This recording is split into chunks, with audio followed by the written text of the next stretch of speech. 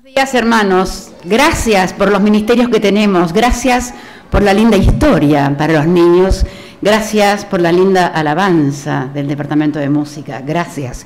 Y gracias también por el Ministerio del Lenguaje de Señas, porque si no, las personas que no nos entenderían de alguna manera lo hacen a través de las señas. Gracias a Dios, porque cada uno de nosotros podemos mostrar nuestros dones y así ayudar a otros, que es lo más importante. Hermanos, estamos casi empezando el año y si bien no estamos en enero, hay muchos que recién acaban de venir de vacaciones. Lo que está por empezar es nuestro año eclesiástico, parece, porque todos estamos regresando de vacaciones. Así que a mí me gustaba que reflexionemos un poco en el nombre de uno de los meses, enero. Saben que los meses del año casi en todos los idiomas son similares, pero el origen del nombre en realidad son las del Imperio Romano, porque de allí aparecen los nombres de enero. Y entonces en enero lo que interesa en el Imperio Romano es que correspondía al dios Jano. ¿Saben? El dios Jano era bicéfalo, tenía dos caras. Normalmente en las puertas se ponía ese dios porque era como el fin y el principio, o el pasado y el futuro. Y me pareció bueno traerlo en principio acá, porque de eso tenemos que todos trabajar, para ver, no mirar para atrás qué hicimos, sino mirar para adelante, qué tenemos que hacer. Así que vamos a sacar, aunque sea un dios pagano, nos parece interesante el no mirar para atrás, sino mirar para adelante, que es lo más importante con la ayuda de Dios. Y en ese sentido, me parece que nuestro calendario es el calendario que nos está diciendo qué estamos haciendo o qué estamos por hacer en 2015. Y pensé en parte en el tema, pero Dios dirige las cosas normalmente.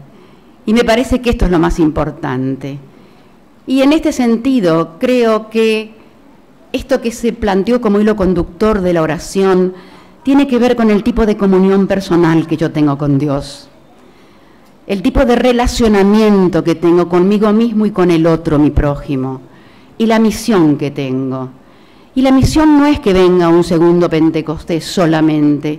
La misión es cómo de alguna manera me tengo que rendir para que el Espíritu Santo cambie mi carácter, mi forma de ser, y pueda ser distinto con mis prójimos. De eso se trata esto de mirar para adelante, del 2015 en adelante. Dice nuestra profetisa, la mayor y más urgente de todas nuestras necesidades es la de un reavivamiento de la verdadera piedad en nuestro medio. Procurarlo debería ser nuestra primera obra. Y estamos en un reavivamiento a partir de la oración, para que Dios realmente pueda influir en nuestras mentes y en nuestros corazones, para que si el año pasado no hice lo que debía hacer, lo pueda pensar para este año, y me parece que es importante. En ese sentido, hermanos, todos sabemos que tenemos el tiempo contado, estamos viviendo de prestado. No hace falta prender la televisión para ver lo que pasa, lo vemos en los hechos de la calle también, la agresión, y muchas veces eso contamina nuestras propias familias. Por eso la necesidad de orar permanentemente para estar mirando para adelante y cambiar. Entonces, traigo a ustedes una reflexión que tiene que ver con el Padre Nuestro.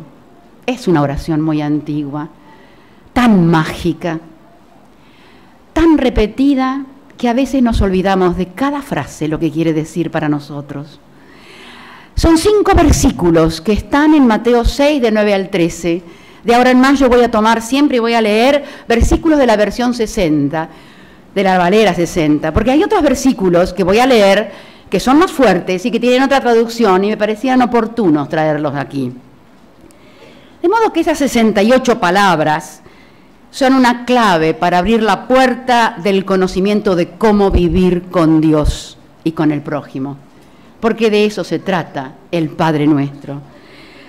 Ustedes saben que los discípulos observaban qué hacía Jesús. Estaban atónitos porque donde iban o donde se levantaban ya antes estaba en el puerto orando. ¿Saben lo que pasaba en ese momento? Había mucho formalismo, el formalismo de los fariseos. Primero oraban en hebreo, luego para que todo el mundo lo vean, salían a las esquinas, a las plazas, a las calles para decir yo oro. Demasiado sabemos lo que pasaba entre el fariseo y el publicano, ¿no es cierto? Lo importante es que era una oración formal y estaba desvalida, no tenía el poder que tenía. Entonces, en Lucas, precisamente 11, que esta es la versión, la versión más completa, aparentemente está en el Mateo, vamos a decir por qué. Y esto hizo que los discípulos le dijeran en un momento, Señor, enséñanos a orar. Se daban cuenta que ellos no sabían, porque las palabras que tenía Jesús con su Padre eran palabras de amor, palabras de pedido, palabras que si Él, que era un ser que los estaba enseñando, tenía esas palabras, cuánto más ellos, y ahora cuánto más nosotros, tenemos que pensar en cada una de esas frases. Por eso Jesús, cuando les enseñó, les dijo en Mateo 6:5, y cuando ores no seas como los hipócritas. Y también dijo en el versículo 7, y orando no uséis vanas repeticiones, palabrerías.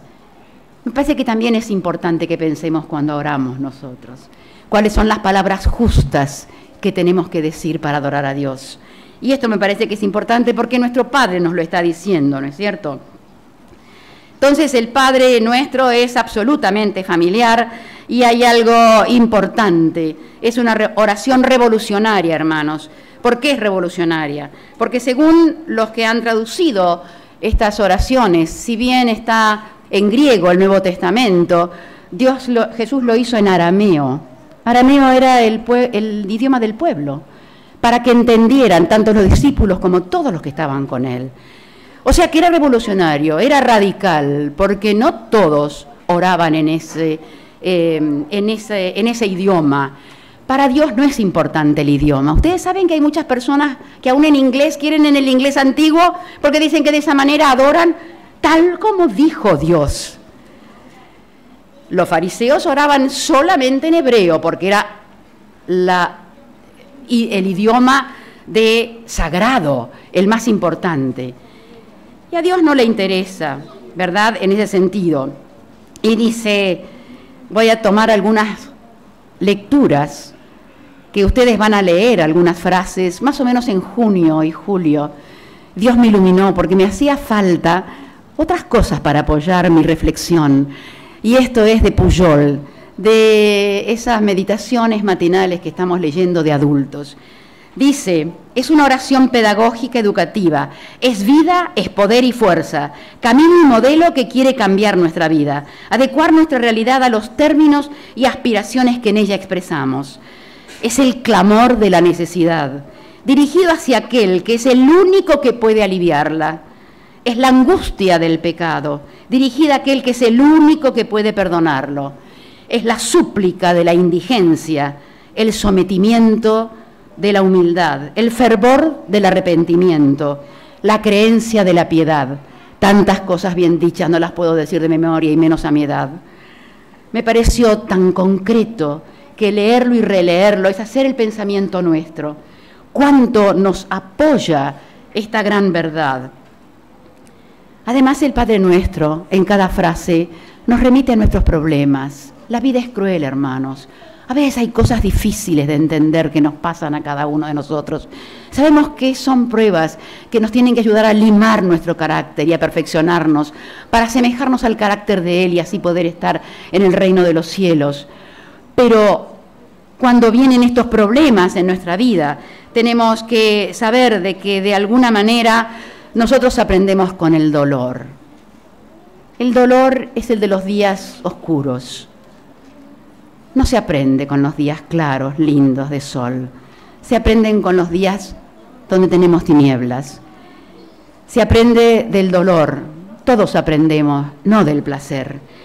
Y todo lo que nos ocurre sabe el Señor, pero nos permite que tengamos esos elementos para que realmente nosotros podamos estar más en relación con Él. También el Padre Nuestro a nivel general, antes de comenzar a trabajar sus frases, es la ley de Dios, que es la ley de amor, no con cada mandamiento, sino con la ley que Él nos impone a cada de nosotros, que es la ley del amor. Es la ley que barre todo el plano horizontal para ayudarnos a cada uno de nosotros a acercarnos a Él, ¿no es cierto? El Padre Nuestro, vamos a ver, comienza con una invocación y termina con una alabanza al mismo Padre. Y qué maravillosa que es su palabra, porque es el alfa y el omega, es Jehová. Leemos en Apocalipsis, en los primeros versículos, y es Dios y es el triuno el que está allí. Y es importante entonces saber que esta oración modelo no es mágica en sí misma, no se repite de manera como un ejercicio de memoria, sino que tenemos que plantearnos esto. Vamos a presentar una placa, vamos a dejar esa placa siempre porque es importante. La oración tiene 7 peticiones, 3 que son de un plano vertical.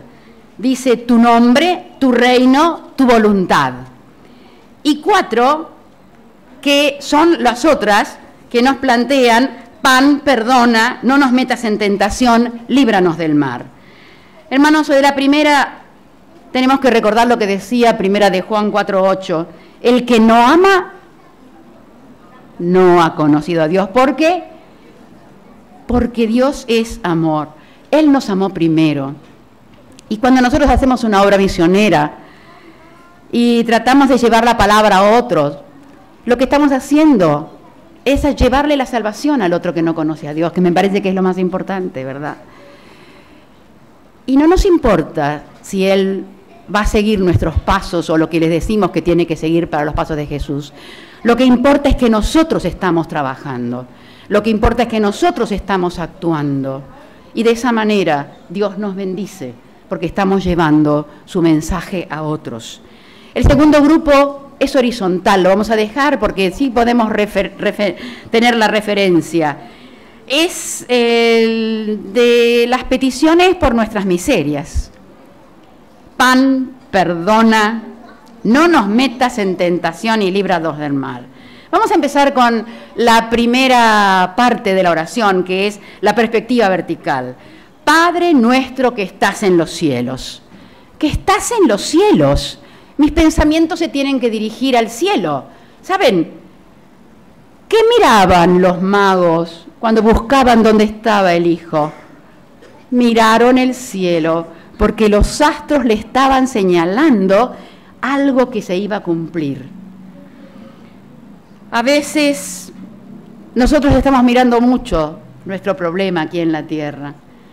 Por eso cuando tenemos estas miasmas, estos problemas, estas crueldades que están envueltas y entretejidas en nuestra vida de relación conmigo mismo y con los otros, muchas veces tengo que mirar al cielo, porque ahí hay un Dios, ¿verdad?, que nos ayuda y que está con cada uno de nosotros. Y de esa manera puedo tener el impulso, no solamente de no mirar esa crueldad que me está pasando o ese problema mío, sino de mirar al cielo, a Dios, porque Él demasiado sabe lo que le estoy pidiendo y lo que yo necesito, aunque no me responde cuando yo quiero.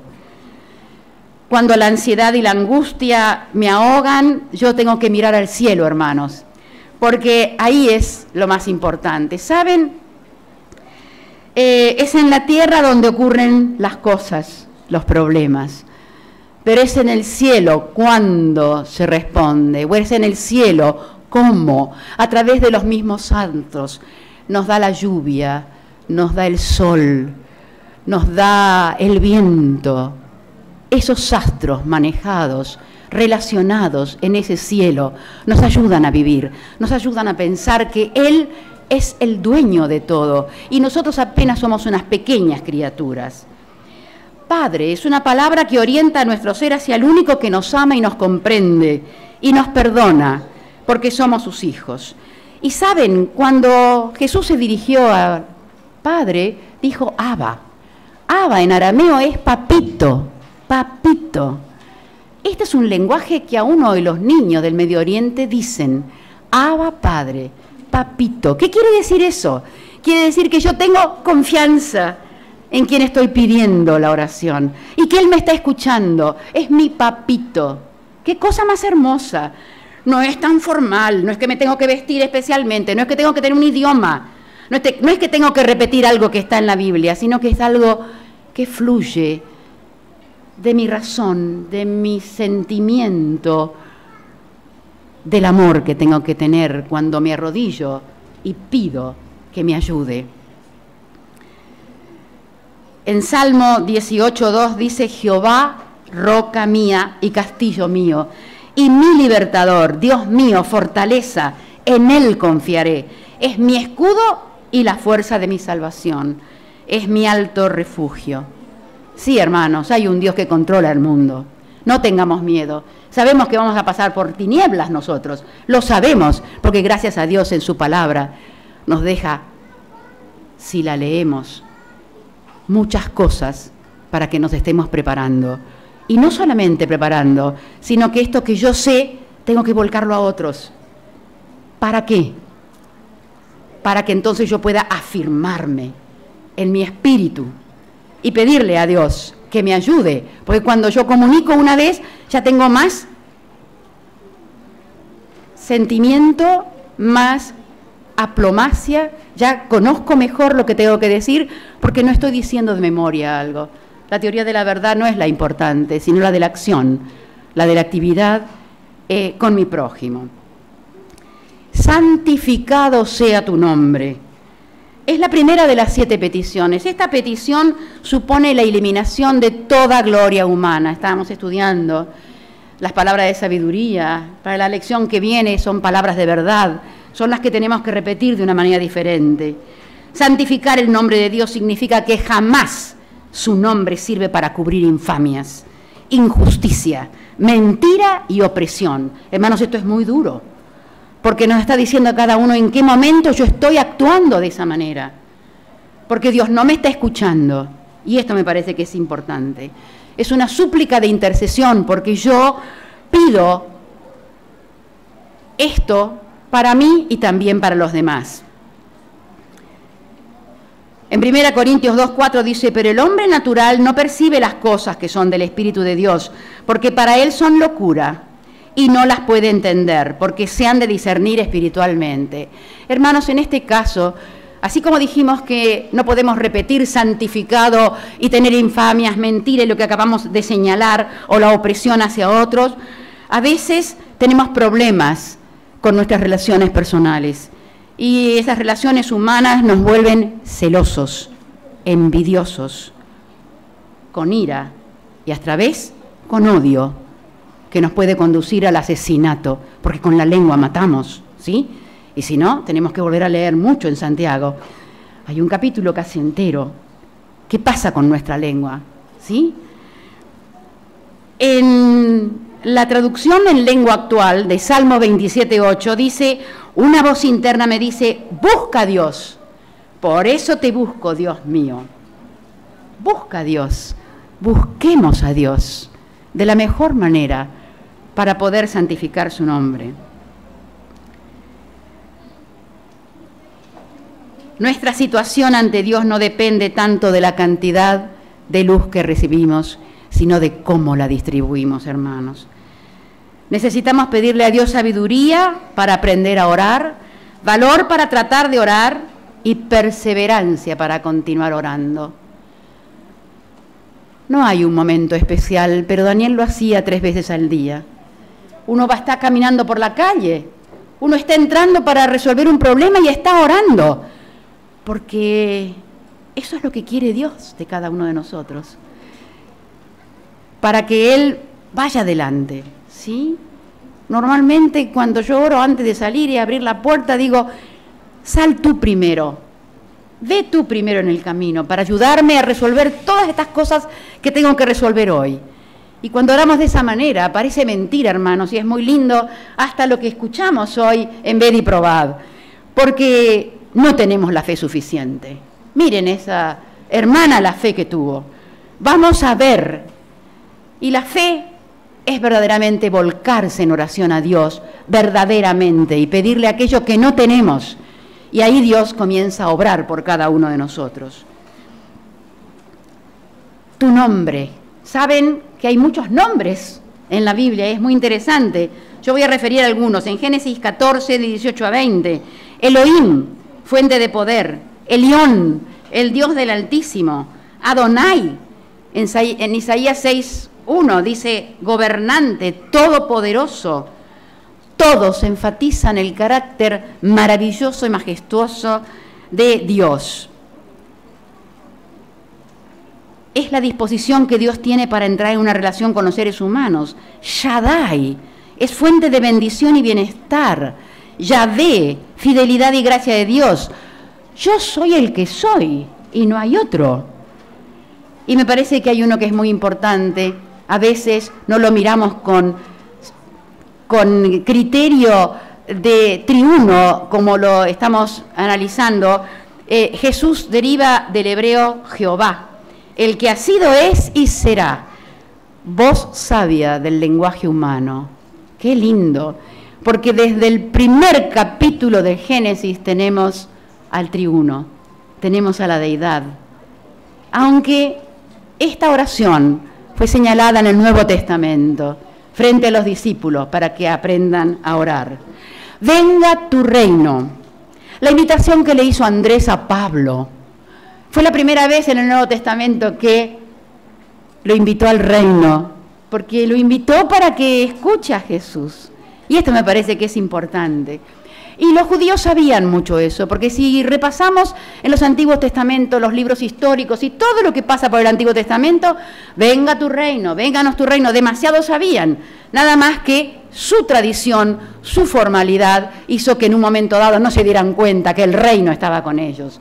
Demasiado tenemos esto cuando Jesús en la sinagoga se puso a leer Isaías y el reino vino. Ahí empezaron las envidias, los celos y la necesidad de asesinarlo a Dios, ¿no es cierto? Dice Lucas 17:21 en la Nueva Versión Internacional, dense cuenta que el reino de Dios está entre ustedes. Claro que sí. En el Nuevo Testamento están en las parábolas que Dios dio. Y espero que también esta oración sea una parábola para ustedes y para mí, porque nos dice en cada una de las frases algo que me sirve a mí personalmente, de acuerdo a mi contexto, a mi historia personal en relación con Dios. La necesidad de pedirle, venga tu reino, es porque yo estoy intercediendo por mi prójimo. Estamos intercediendo en las redes sociales por diferentes problemas, para que otros conozcan el amor de Dios. Me parece que esto es importante, porque venga tu reino no es algo egoísta para mí, sino que yo le tengo que llevar el reino a otras personas que no conocen a Dios. Por eso mi preparación para este 2015, dentro del tiempo en que tenemos que trabajar cada uno de nosotros. A veces nosotros nos resistimos, porque ahí tengo que preguntar en venga mi reino, venga tu reino, ¿cómo es mi carácter? ¿Cómo es mi carácter? Esto es algo que vamos a ver más adelante, pero realmente, ¿cómo estoy demostrando a otros cuando tengo un momento de nervios, el amor y la misericordia? Hoy leíamos en la lección de esta mañana uno de los textos que puede haber pasado desapercibido de Proverbios, porque es lo que estamos leyendo, pero está en Jeremías 9:23. Y ahí Jesús termina con esto, de que Él, ¿qué hace primero? Quiere que lo entendamos, pero primero misericordia, después juicio y recién justicia. Y nosotros empezamos al revés, empezamos a señalar con el dedo. Tenemos que buscar el reino también, no solo para mí, sino para otros, y para ayudarnos a ser mejores hijos tuyos. Y acá hay una cosa importante que tiene que ver con lo que está en Lucas 15, el hijo pródigo. El hermano no entendía, para él el padre era incomprendido. No puede ser que esta persona que le pidió la herencia venga ahora a hacerse el importante. Ahí está el envidia y celos, que lo tenemos nosotros dentro de nuestra iglesia también, ¿no es cierto? Ahí empieza el problema. Tengo que pedirle a Dios que me ayude a orar por esa persona que a lo mejor hace mucho mejor que yo, pero yo le tengo envidia y tengo que orar por esa persona. Y esto me parece importante, ¿verdad, hermanos? Este hermano que había perdido todo, lo que más le interesaba es volver al Padre. Y el Padre lo recibió con una gran fiesta. Él recibió la gracia de su Padre, pero su hermano no. Tenemos que leer muchas veces Lucas 15, porque el hijo pródigo es nuestro prójimo. El que viene a último momento a la iglesia, pero tiene más sanidad que nosotros, que sabemos de memoria la Biblia, que sabemos cómo tenemos que hacer, pero que no tenemos amor y que no estamos llevando su verdad a otros. La esencia de la gracia es regocijarse por la persona que recibe un bien sin merecerlo. Que Dios nos ayude para que nosotros todos podamos actuar de esta manera. De esta manera es como se dilapida y se pone a un lado el rencor y el odio. ¿Saben? Es importante tener un encuentro personal con Dios. Por eso decimos que puede ser una parábola para mí hoy, para mi vida y para la de ustedes. Dicen palabras de vida del gran maestro: Señor, toma mi corazón porque yo no puedo dártelo. Es tuyo. Manténlo puro porque yo no puedo mantenerlo por ti. Sálvame a pesar de mi yo débil y desemejante a Cristo. Modélame, fórmame, llévame a una atmósfera pura y santa, donde la rica corriente de tu amor pueda fluir por mi alma. Pero también, cuando pedimos venga tu reino, también pedimos que Jesucristo regrese pronto, que venga como Rey de Gloria, como Señor Todopoderoso, como Juez de toda la tierra. También pedimos las maravillas del reino que nos prometió Jesús, el cese y abandono sincero de todos los pequeños reinos que hemos instaurado en nuestra vida. ¿Cuál es tu reino? El que estás instaurando, para pedir verdaderamente el verdadero reino. A veces hay un sociólogo que habla sobre el no lugar. Pensamos que el cielo está lejos. Venga tu reino, quiero ir al cielo. Pero el cielo puede estar en la relación con mi hogar, con mi esposa, con mi esposo, con mis hijos, en la iglesia. El cielo aquí en la tierra. Que Dios nos ayude realmente para que en nuestra iglesia todos estemos unánimes como el verdadero Pentecostés, para que su reino esté aquí antes de que Él venga y podamos llevar su palabra a otros. Después de la oración de la humildad y la de la esperanza, viene la oración de la obediencia, porque dice: hágase tu voluntad, como en el cielo, así también en la tierra. Para hacer la voluntad de Dios en la tierra es necesario saber cómo es hecha en el cielo, y ese cielo es el reino que esperamos y pedimos, un mundo en el que la voluntad de Dios se cumple totalmente, o sea, podemos comenzar ya a realizar en la tierra algo del cielo que esperamos, porque obedecemos a Dios como si su reino ya hubiese venido.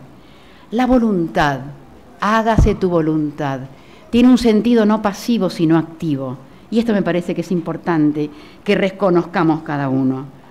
En tiempos de crisis, de confusión, es donde tenemos que arrodillarnos para pedirle a Dios su voluntad. Todos sabemos en este sentido, hermanos, que cuando somos obstinados en pedir la voluntad, pero es porque en el interior hay un deseo nuestro que queremos que se cumpla, y entonces no es la voluntad de Dios. Y esa obstinación tenemos que repensarla para dejarla de lado, porque realmente hágase la voluntad de Dios nos hace pacientes. ¿Saben? Yo tengo que contarles a ustedes que, y no quiero ponerme mal en ese sentido, pero saben que mi madre tiene 102 años, y a veces digo: Señor, ¿qué me quieres señalar a mí? Por eso cuando tomo esta palabra, hágase tu voluntad, para mí fue una maravilla, hermanos, porque mi madre vive, y a veces uno tiene otras voluntades. Por eso para mí fue tan importante repetir esta parte del Padre Nuestro. Dice en el Salmo 25, 4 y 17: las angustias de mi corazón han aumentado, sácame de mi congoja. Pero a veces nosotros no estamos pensando en esto y creemos que estamos en distintos tipos de crisis, y ustedes saben que es una cosa interesante. La crisis viene de una cosa interesante que tiene que ver con un cambio. Tiene que haber un antes y después. La crisis es una crítica que nos pasa a todos. Le pasa a los niños, a los adolescentes cuando cambian en su edad.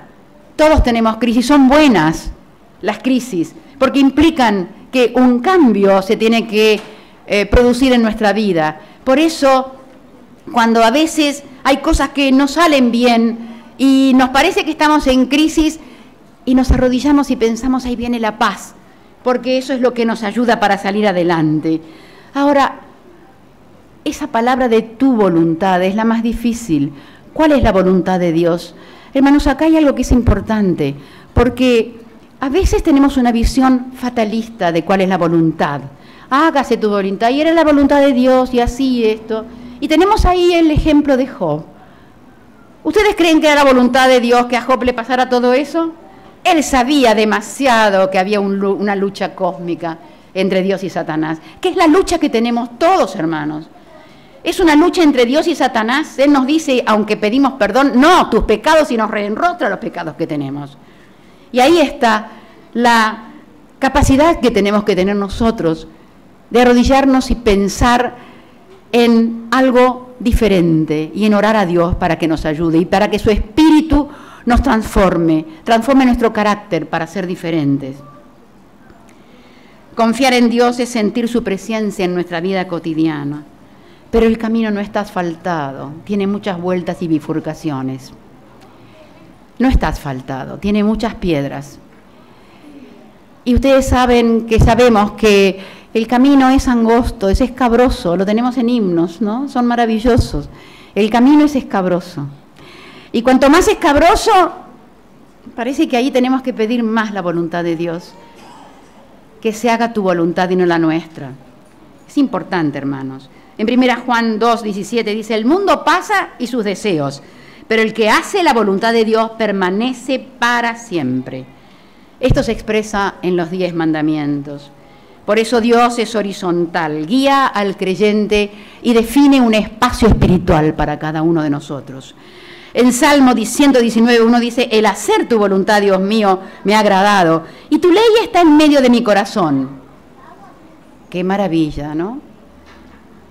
Qué maravilla tener en las Sagradas Escrituras personas que hayan ido de lugares tan difíciles y han pecado tanto. Pero leer los Salmos es como repetirlo a partir de nuestros propios problemas. Porque si David pudo decir esto, también lo podemos decir nosotros. Y lo más importante en Juan 15:5, que dice, yo soy la vid y vosotros los pámpanos. No podemos sacarnos del tronco principal. Ese tronco principal es el que nos guía, el que está con nosotros, el que nos escucha, el que nos ama verdaderamente. Y cuando yo empiezo a ver su carácter, entonces yo puedo llevar a mi prójimo ese carácter, no el mío, porque el mío puede ser mi temperamento y mi carácter tiene que cambiar aquí en la tierra. La perspectiva horizontal. Pan nuestro de cada día, dánoslo hoy. Esta es la más humana de todas las peticiones, porque es una primera interpretación que nos remite a la necesidad más básica del ser humano. Dice, la petición del pan cotidiano va más allá de nuestras carencias materiales. Pedimos también el pan de la amistad y el afecto humano, el pan del amor conyugal y la paz familiar, el pan de la salud y el gozo de vivir, el pan de la libertad y la paz social. También representa el pan del cielo, la palabra de Dios, el pan de vida, el que alimenta y hace vivir nuestra fe, porque escrito está. Y acá también es importante, hermanos, saber cuándo tenemos que parar en nuestras actividades, porque este versículo es el que muchos se trabaja en Vida Sana, con las personas no adventistas que van a Vida Sana. Mateo 6:25 dice, no os afanéis por vuestra vida, por qué comer y beber. Mateo 6:33 dice, mas buscad primero que el reino de Dios y su justicia, y las demás cosas, hermanos, a veces no pensamos eso, porque vamos a hacer esto. Bien, hay personas que dicen, sí, ahora yo voy a trabajar y después voy a comprarme el auto, y voy a hacer mi casa, y voy a hacer, y después qué más, y voy a hacer. Pero no estoy pensando en cómo mi camino lo tengo que llevar a la eternidad. Ahí también tengo que saber hasta dónde tengo que estar afanoso, porque tengo que trabajar. Hasta dónde yo voy a cortar y por qué. Porque Dios quiere que yo me alimente más de su palabra, que me lleva tiempo leerla y estudiarla. Entonces, en la medida en que yo estoy unida de esa manera, nos ayuda. Y hay un hermoso canto, Un día a la vez. Ese me gusta repetirlo mucho, porque no lo sé de memoria, pero lo que me queda claro es que ayer ya pasó y mañana no sé si vendrá. Es hoy. ¿Qué tengo que hacer hoy? Y esto me parece que es lo más importante. Pedir el pan es el principio de la humildad. A veces somos muy soberbios, porque como tenemos trabajo, tenemos todo, no pedimos el pan. ¿Cuántas veces en la situación en la que cada uno pasa de tener mucho y de repente no tener poco y decirle a Dios, gracias por tus bendiciones, Señor, porque todavía tengo pan en la heladera y en todos lados? Pero me hace falta la fe de esa persona, de orar, de poner una cubetera y decir, Señor, quiero mi pan hoy. Esa fe todavía yo no la tengo, hermanos. Y todos tenemos que pulirnos para ver esa verdadera fe que viene solamente de lo alto, para pedirla y para cambiar cada uno de nosotros. Dice en Lucas 11, 9 a 13, pedid y se os dará, buscad y hallaréis, llamad y se os abrirá. Y lo más lindo que nos dice en Juan 6, 51, yo soy ¿qué? El pan vivo que ha descendido del cielo. Si alguno comiere de este pan, ¿qué va a pasar? No tendrá más hambre, hermanos. Tenemos que estudiar más la palabra de Dios. El cambio en nuestra vida no se produce por escuchar el sermón, ni leer rápidamente nuestra lección, sino el de pedirle a Dios que me ayude a entender su palabra cada vez que estoy pidiendo y en oración esta parte, ¿no?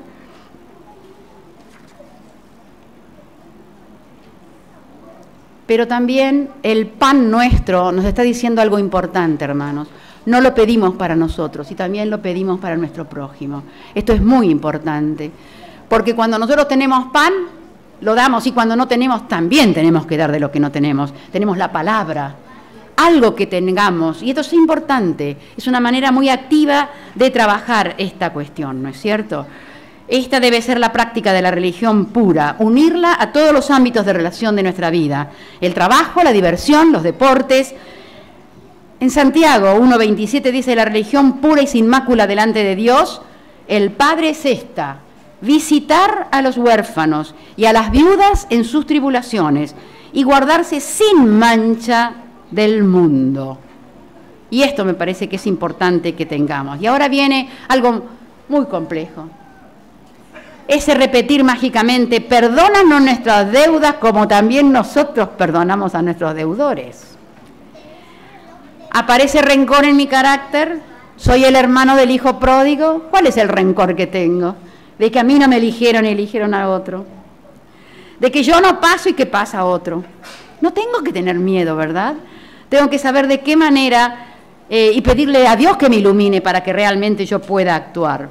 ¿Cuál es mi rencor? ¿Cuál es mi resentimiento? Me parece muy importante esto, hermanos, porque rencor significa resentimiento pertinaz.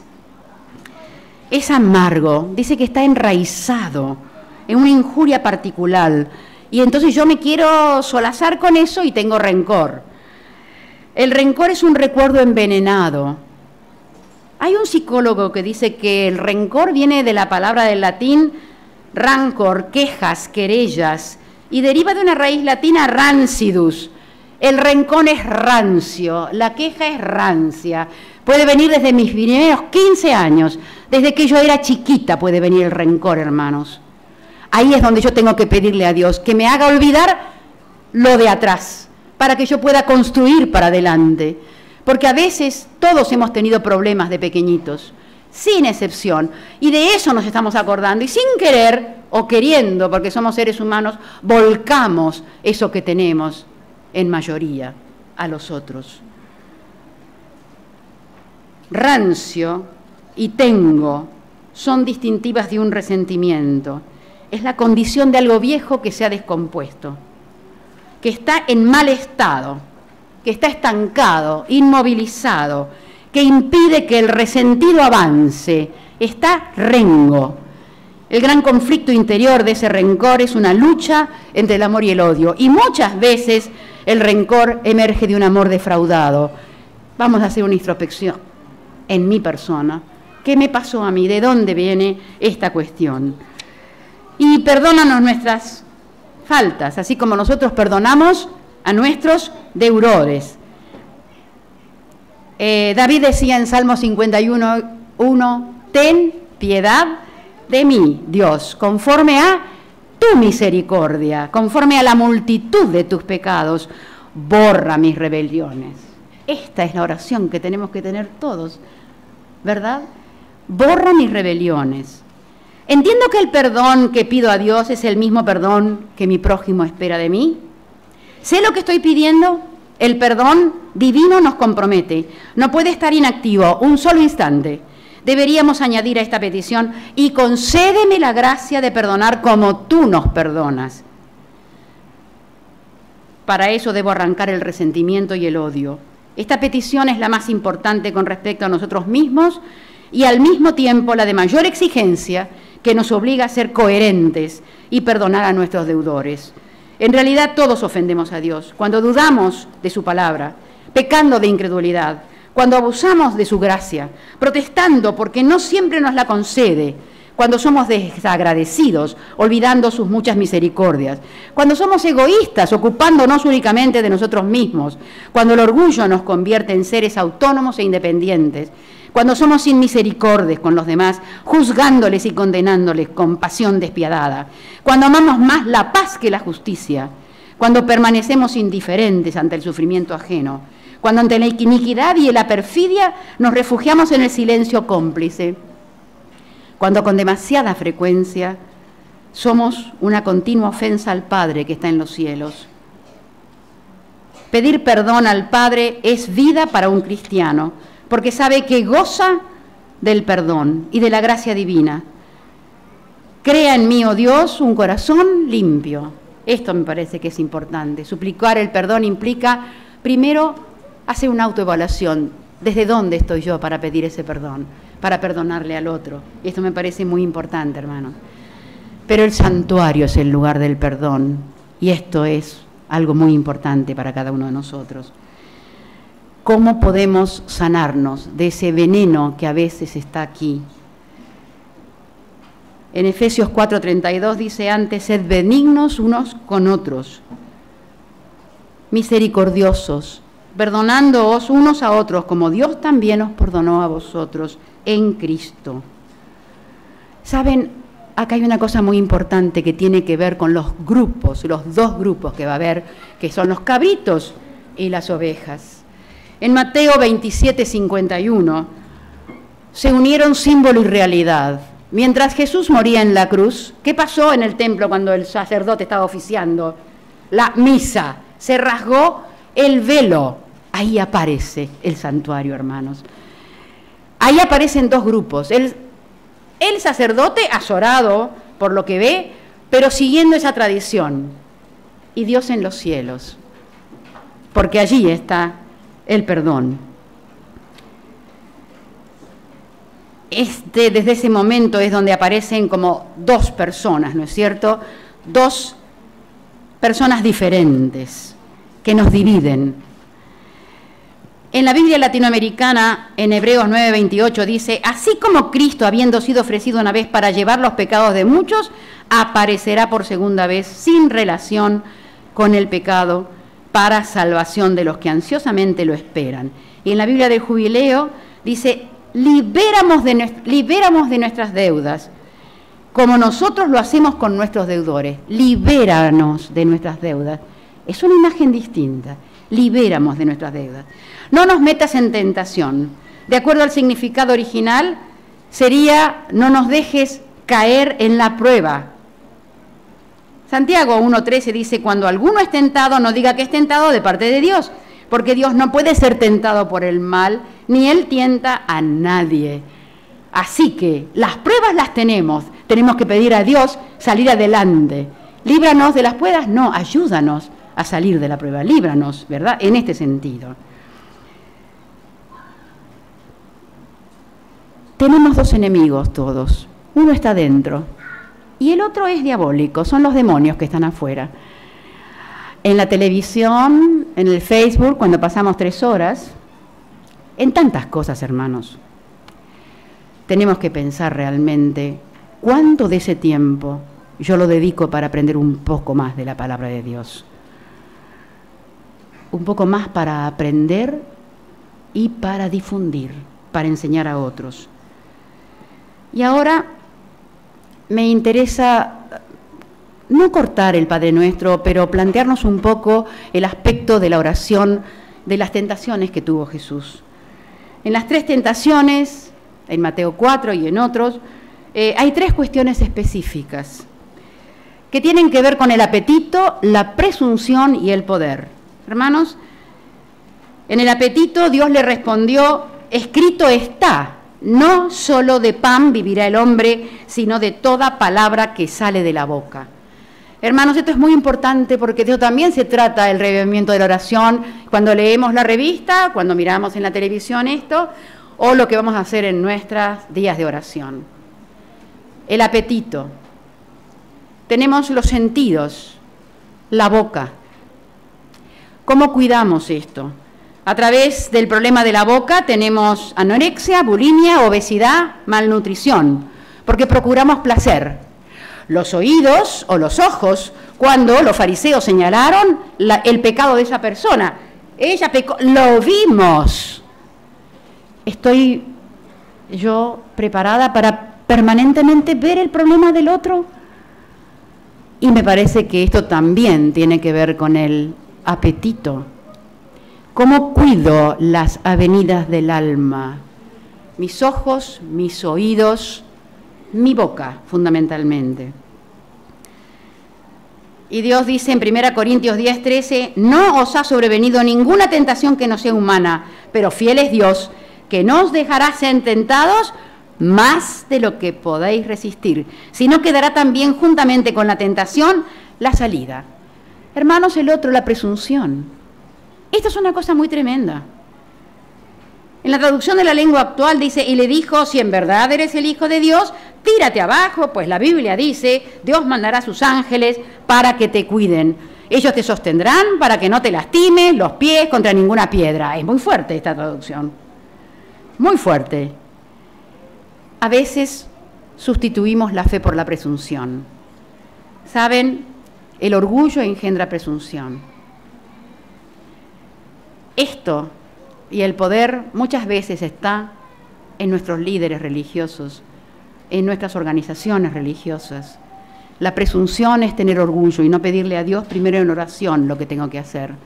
Pidamos a Dios en oración, pidamos por los líderes de las iglesias y del mundo para que no seamos presuntuosos, para que realmente salga nuestro amor y no la soberbia. Y el poder. En la traducción de la lengua actual, Lucas 4:7 dice, Jesús le contestó, la Biblia también dice, nunca trates de hacer caer a tu Dios en una trampa. Implica sacrificio de la integridad, desprecio de la conciencia, renuncia a la honradez. ¿Esto es el poder? ¿Yo renuncio a mi honradez por poder? ¿Lo puedo hacer? También va para los que tienen cargos religiosos. No nos olvidemos, esto también entra dentro de las tentaciones que tuvo Jesús en sus 40 días. El apetito, la presunción y el poder. Líbranos del mal. Primero pedimos que nos libre de la prueba, ahora pedimos que nos libre del maligno. Las tentaciones a menudo forman parte de la pedagogía que el cielo usa en la formación de nuestro carácter. Dirijo mis ojos al desierto. Moisés estuvo en el desierto para reaprender otras cosas. Yo también tengo que ir al desierto. El desierto pueden ser las pruebas que me tocan a mí, a ti, a cada uno de nosotros. El mayor peligro para un hijo de Dios es caer en esa situación en la que en la influencia del espíritu del mundo y las directrices insinuantes del maligno llegan a ser algo inconsciente, una situación en la que fácilmente se pueden confundir los valores cristianos con los terrenales. La tentación mayor y el mayor problema consiste en ignorar nuestra verdadera condición espiritual. Las etiquetas. Ponemos etiquetas a las personas. Este es negro, este es malo. Esta es la etiqueta que le ponían a Jesús también. Este, con los pecadores está. ¿Quién es este? Esas etiquetas, que son una forma de discriminación, también la tenemos que sacar de cada uno de nosotros. ¿Cuál es la etiqueta que tengo yo con mi hermano que está al lado? Yo le tengo que pedir, escribir en la oración y pedirle. Yo tengo muchas cosas escritas, así como los nombres, que a veces los tengo que leer porque no los sé de memoria, cuando uno intercede por otros en la oración. Escribir también esas etiquetas que yo suelo poner, ¿no es cierto?, para los otros. Y me parece que es importante tener en cuenta. La presencia del mal, ¿saben? Es una cosa interesante para estudiarlo más a profundidad. La Biblia habla del surgimiento del mal, pero no explica el mal, porque el mal es inexplicable. La Biblia no puede explicar cómo se originó, porque si lo explicara, lo justificaría. Jesús vino no para condenar, porque dice en Juan 3:17, porque no envió Dios a su Hijo al mundo para condenar al mundo, sino para que el mundo sea salvo por él. El mal no se explica, pero es la condición para mostrar que yo estoy con Dios. Esto me parece que es importante, porque Él me ayuda en todo momento. Y el arrepentimiento no los muestro con las lágrimas, perdón por mis lágrimas, que es una cosa muy personal y familiar. El arrepentimiento se demuestra con las acciones diferentes del día a día. No es por decreto. Hoy unas, mañana otras, y le pido a Dios que me ayude para ir cambiando. Esto me parece que es importante. Y no olvidarnos de Gálatas 2:20. Con Cristo estoy juntamente crucificado, y ya no vivo yo, mas vive Cristo en mí. Y lo que ahora vivo en la carne, lo vivo en la fe del Hijo de Dios, el cual me amó y se entregó a sí mismo. Y Filipenses 4:13 lo podríamos repetir todo. Todo lo puedo en Cristo que me fortalece.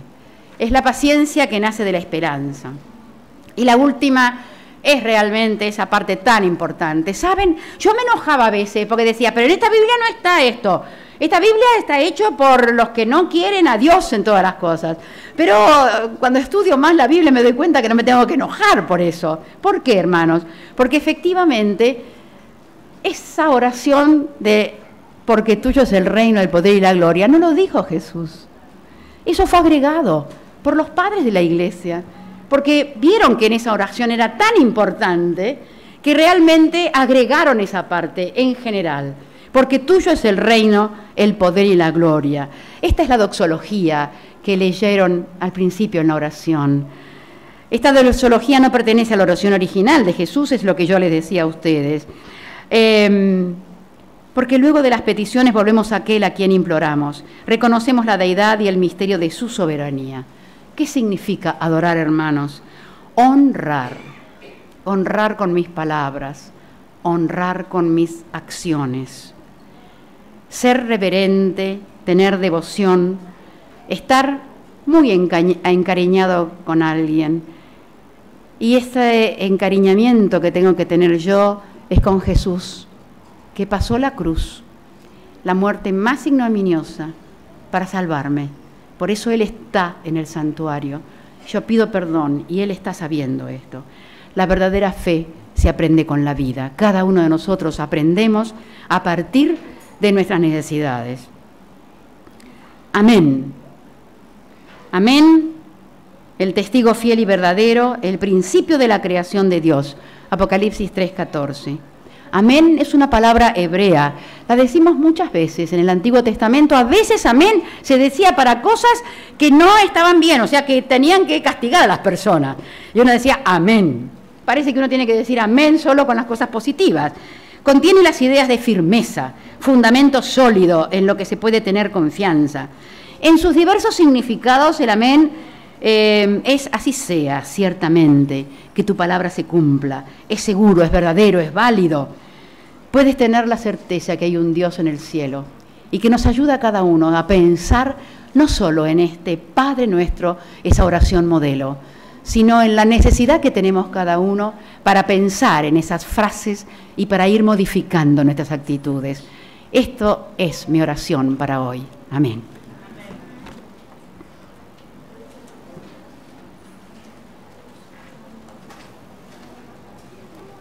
Para terminar este culto, cantemos con entusiasmo el himno número 507.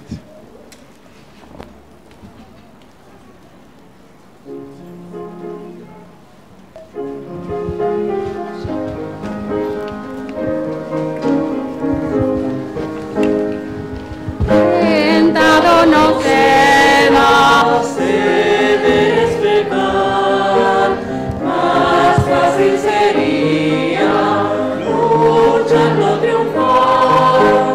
A golpes de sueldo domina tu mar, Dios puede librarte del asalto mortal.